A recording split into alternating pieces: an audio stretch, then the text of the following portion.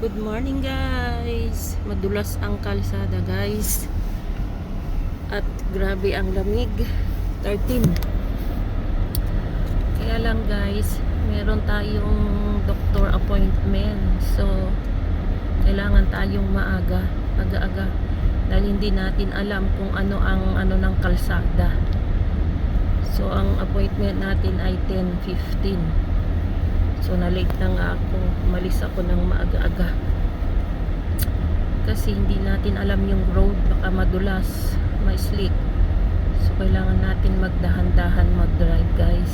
Tara, samahan niyo ako guys.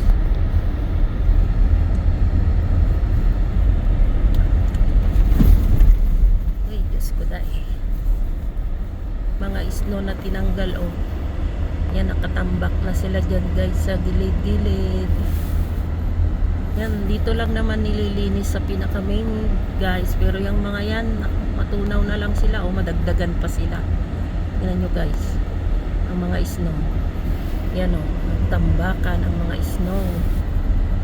Yan o, nilagay nila sa tabi. Yung ano, yan o. Ay, Diyos ko dahil. Yan guys.